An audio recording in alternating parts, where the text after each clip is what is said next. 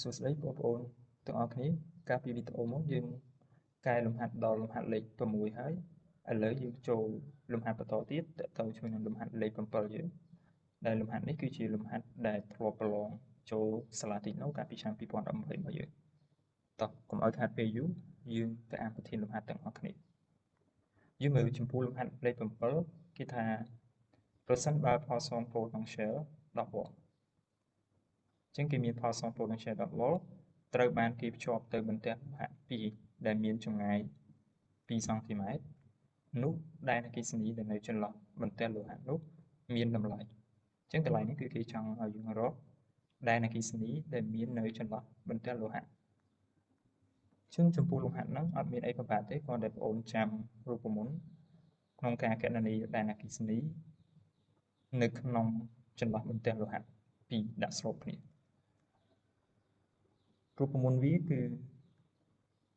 ដែលអគ្គិសនីយើងតាំងដោយស្មើជាមួយនឹង V នៅលើ D ដែល V នេះយើងឲ្យឈ្មោះថាជាផលសង potential រវាងបន្ទះលោហៈទាំងពីរនេះដោយសារបន្ទះលោហៈទាំងពីរយើងទៅភ្ជាប់ជាមួយនឹងផលសង potential 10 វ៉ុលអញ្ចឹងអាផលសង potential រវាងបន្ទះលោហៈទាំងពីរហ្នឹងក៏10 វ៉ុលដូចគ្នា D នេះគឺជាចម្ងាយរវាងបន្ទះលោហៈទាំងពីរចម្ងាយរវាងបន្ទះលោហៈទាំងពីរនៅក្នុងលំហាត់គេឲ្យមក2សង់ទីម៉ែត្រអញ្ចឹងយើងអាចរកបានអញ្ចឹងខ្ញុំជួសចូល V យើងគឺ10 វ៉ុល D យើង2សង់ទីម៉ែត្រអញ្ចឹងសង់ទីយើងធ្វើបំបែកវាទៅជាម៉ែត្រអញ្ចឹងកន្លែងនេះយើងអាចសរសេរបានថា2សង់ទីម៉ែត្របំបែកទៅជាម៉ែត្របងធ្វើគុណវាជាមួយនឹង10សេគុណដក2អញ្ចឹងកន្លែងហ្នឹងយើងទទួលបាន10ចែកឲ្យ2វានៅសល់5 10សេគុណដក2នៅខាងភាគបែកយើងបោះទៅខាងភាគយកវាទៅជាស្វ័យគុណវិជ្ជមានវិញអញ្ចឹងយើងបាន5គុណនឹង10សេគុណ2យើងពន្លាតវាទៅគឺចេញ500 វ៉ុលក្នុង1ម៉ែត្រចប់លំហាត់លេខ1អញ្ចឹងចម្លើយដែលត្រឹមត្រូវគឺអាសូរមកយើងមកមើលលំហាត់លេខ8បន្តទៀត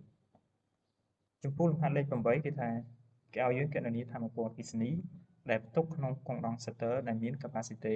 10 microfarad អញ្ចឹងនៅក្នុងលំហាត់នេះគេចង់ឲ្យយើងគណនាថាមពលអគ្គិសនីផ្ទុកក្នុងកុងដង់សតឺដែលកុងដង់សតឺហ្នឹងវាមាន capacity វាគឺ10 microfarad ហើយតង់ស្យុងរបស់វាគឺ500 វ៉ុលចំពោះលំហាត់នេះដូចគ្នាបងប្អូនគ្រាន់តែចាំរូបមន្តបងប្អូនអាចគណនាវាបានដែរដែលរូបមន្តថាមពលអគ្គិសនីផ្ទុកក្នុងកុងដង់សតឺយើងគឺយើងរកវាតាមរូបមន្តជួនកាលគេតាមវាថាសេស្មើជាមួយនឹង1លើ2 CV ការ៉េអញ្ចឹងខ្ញុំជួសលេខចូលមក1លើ2គុណឲ្យ C យើងគឺ10 microfarad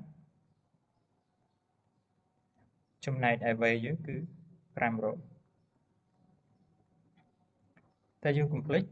500នេះគឺយើងត្រូវលើកវាជាការ៉េអញ្ចឹងបងប្អូនគ្រាន់តែលើកវាជាការ៉េមកគិតលេខធម្មតាមកចេញចម្លើយអញ្ចឹង5ការ៉េ25យើងសេបាន1លើ2គុណឲ្យ10ឬក៏កន្លែងនេះយើងចែកលេខឲ្យមក10ចែកឲ្យ2វាចេញ5មីក្រូផារ៉ាតគុណឲ្យ5ការ៉េ25 02លើកជាការ៉េទៀតវាឡើង04អញ្ចឹងអានេះ25គុណនឹង10ស្វ័យគុណ4វ៉ុលការ៉េអញ្ចឹងអា F គុណនឹង V ការ៉េនេះវាចេញ0អញ្ចឹងកន្លែងនេះយើងទទួលបាន5គុណនឹង25 5 ដង25 7ដង10វាចេញ125គុណឲ្យ10ស្វ័យគុណ4មីក្រូហ្ស៊ូលដោយសារតែ F នេះគុណជាមួយនឹង V ការ៉េយើងនេះចេញ0ហើយអញ្ចឹងវានៅសល់មីក្រូហ្ស៊ូលឥឡូវយើងទៅមើលចម្លើយគេមាន125គុណនឹង10ស្វ័យគុណ4មីក្រូហ្ស៊ូលនឹងអត់អញ្ចឹងចម្លើយគេអត់មានទេមានតែ 0.025 មីក្រូហ្ស៊ូលហើយຂະຫນາດផ្សេងទៀតវាមានមីលីហ្ស៊ូលហើយនឹងគូឡុំនេះអានេះមិនត្រឹមត្រូវមួយអានេះជាຂະຫນາດរបស់ capacity អានេះក៏ត្រូវដែរ 1.5 អានេះ 0.5 ក៏ត្រូវដែរអញ្ចឹងចម្លើយដែលអាចត្រូវគឺកហើយនឹងកយើងបំបែកទៀតមីក្រូ micro នៃអីអូនបែកទៅហ្នឹងគឺធ្វើគុណនឹង10 សេគុណដក 6 អញ្ចឹងកន្លែងនេះខ្ញុំអាចទៅសេបានថា125គុណនឹង10 សេគុណ 4 ហើយគុណជាមួយនឹង10 ស្វ័យគុណដក 6 វិសុអញ្ចឹង10 សេគុណដក 6 អូនគុណជាមួយនឹង10 សេគុណ 4 ដែលសារកវាដូចគ្នាអូនធ្វើផលបូកនីតិសាស្ត្រអញ្ចឹង4បូកឲ្យដក 6 វានៅសល់ដក 2 អញ្ចឹងយើងទទួលបាន 1.25 sorry ទទួលបាន125គុណឲ្យ10 សេគុណដក 2 joule ខ្ញុំអាចឆ្នៃវាថា 12.5 គុណនឹង10 ស្វ័យគុណដក 3 joule ចា10 ស្វ័យគុណដក 3 នេះយើងអាចជួបដោយមីលីអូខេអញ្ចឹងកន្លែងនេះវាចេញជា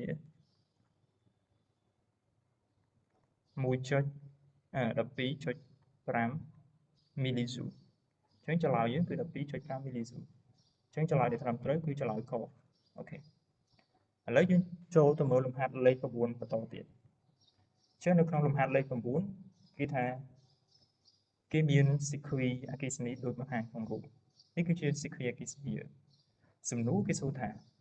តើស៊ីគ្វីណាមួយក្នុងចំណោមស៊ីគ្វីខាងក្រោមនោះមានអានុភាព 4 ដងធំជាងស៊ីគ្វីខាងលើនេះអានុភាពធំជាង 4 ដងមានន័យថាបើកន្លែងនេះមានន័យថាយើងយកអានុភាពនៅក្នុងស៊ីគ្វីខាងក្រោមនេះស៊ីគ្វីខាងក្រោមយើងមានស៊ីគ្វីខខកខអញ្ចឹងក្នុងចំណោមស៊ីគ្វីមួយហ្នឹងមានស៊ីគ្វីមួយដែលធ្វើផលធៀបជាមួយស៊ីគ្វីដើមយើងsorry ដែលធ្វើផលធៀបជាមួយអានុភាពរបស់ស៊ីគ្វីដើមយើងចានេះខ្ញុំតាមស៊ីគ្វីទី1ចុះអញ្ចឹងពេលយើងធៀបជាមួយនឹងពេល1នេះគឺវាត្រូវស្មើជាមួយនឹង4ព្រោះអីគេថាអានុភាពរបស់ស៊ីគ្វីខាងក្រោមនេះវាធំជាង4ដងនៃអាស៊ីគ្វីដែលគេឲ្យមកអញ្ចឹងចំពោះលំហាត់ហ្នឹងបងប្អូនត្រូវឆ្លាតនៅក្នុងការគិតវាយើងមើលរូបមន្តអានុភាពយើងអានុភាពវាមិនស្មើជាមួយនឹង v គុណនឹង e ប៉ុន្តែខ្ញុំអាចបំបែក e យើងវាស្មើជាមួយនឹង v លើ a តាមច្បាប់អូមអញ្ចឹងយើងទាញបានរូបមន្តអានុភាពយើងគឺ p ស្មើ v ការ៉េលើ a ចំពោះស៊ីគ្វីនីមួយយើងឃើញយើងសង្កេតឃើញថាវាមានតង់ខ្យងដូចគ្នាអញ្ចឹងវាខុសគ្នាតែគេតែ resistance ហើយអញ្ចឹងចំពោះស៊ីគ្វីនីមួយវាខុសគ្នាតែ resistance ចឹងកន្លែងនេះបងមិនគណនាទេបងឯងគ្រាន់តែយកអារូបមន្តហ្នឹងមកជួបវាមកយើងអាចឃើញឆ្លើយវាអញ្ចឹងកន្លែងនេះខ្ញុំអាចទៅសេបានថាពេលយើងជួបដោយ v ការ៉េលើ a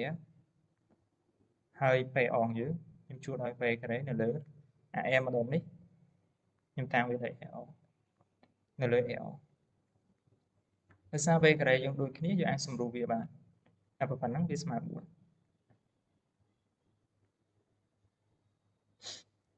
្ចឹងយើងអាចទូទាត់បន្តទៀតកន្លែងនេះ a1 នេះយើងអាចបោះវាឡើងទៅខាងលើយើងអាចទៅសេបានថា a1 នៅលើ a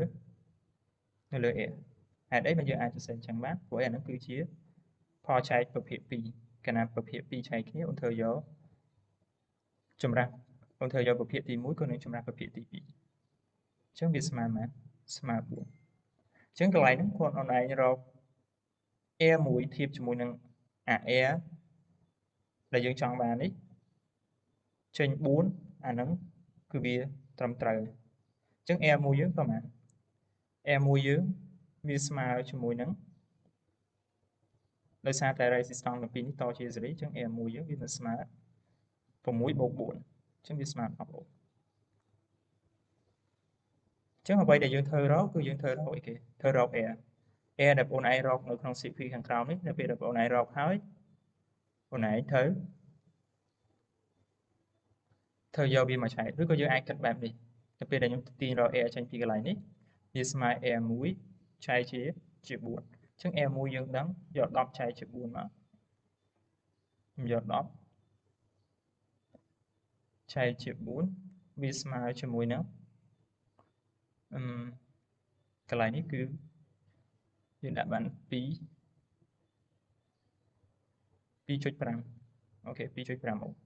អញ្ចឹងចម្លើយដែលត្រឹមត្រូវគឺបងឯងធ្វើរក air ស្មើជាមួយនឹង 2.5 អូមដែល air ហ្នឹងគឺយើងធ្វើរកនៅក្នុង sequence ដែលគេឲ្យមកខាងក្រោមចំពោះ sequence មួយណាដែលបងឯងរកទៅឃើញ air ស្មើ 2.5 អូមចម្លើយនេះគឺជាចម្លើយដែលត្រឹមត្រូវ sequence ហ្នឹងគឺជា sequence ដែលមានអានុភាពធំជាងអានុភាពស្មើនឹង4ដងនៃ sequence ដែលគេឲ្យមក sequence ទី1យើងអូខេឥឡូវយើងមើលចំពោះករណីសក air យើងគឺ10អូមចាអាហ្នឹងអត់ត្រឹមត្រូវមួយចំពោះអក្សរខករណីនេះតជាសេរីអញ្ចឹងនៅពេលដែលយើងរក air ទៅយក2 + 3ចឹងចេញ5អានេះក៏ត្រូវដែរចំពោះអក្សរកយើងឃើញថាអា air 2នេះវាតជាខ្នែងនឹងគ្នាកាលណាតជាខ្នែងនឹងគ្នាអញ្ចឹងបងឯងអាចរក air យើងតាមរូបមន្ត air 1គុណ air 2នៅលើ air 1បូក air 2អញ្ចឹង air 1យើងនិង air 2ក្នុងករណីហ្នឹងគឺវាស្មើគ្នាស្មើ5អូមដូចគ្នាអញ្ចឹងខាងលើយើងយក5គុណ5វាចេញ25ខាងក្រោម5បូក5វាចេញ10អញ្ចឹងចែកទៅចេញ 2.5 អញ្ចឹងចំពោះអក្សរកយើងឃើញថា resistance សមាមាត្រយើងគឺវាស្មើជាមួយនឹង resistance ដែលយើងចង់បានកាលណា resistance ស្មើជាមួយនឹង resistance ដែលយើងចង់បានហ្នឹងមានន័យថា resistance ប៉ុណ្ណឹងតជាមួយនឹងប្រភពតង់ស្យុង10 V ហ្នឹងវាធ្វើឲ្យ sequence ហ្នឹងមានអានុភាពស្មើនឹង4ដងជាមួយនឹងអា sequence ដែលគេឲ្យអូខេនៃអា sequence ដែលគេឲ្យមកអញ្ចឹងចម្លើយដែលត្រឹមត្រូវគឺចម្លើយកគឺជាចម្លើយត្រឹមត្រូវអូខេចំពោះលំហាត់ហ្នឹងខ្ញុំមានតែប៉ុណ្្នឹងបើសិនជាអ្នកនរគ្នាឆ្ងល់អីអាច comment សួរនៅខាងក្រោមវីដេអូបានសូមអរគុណ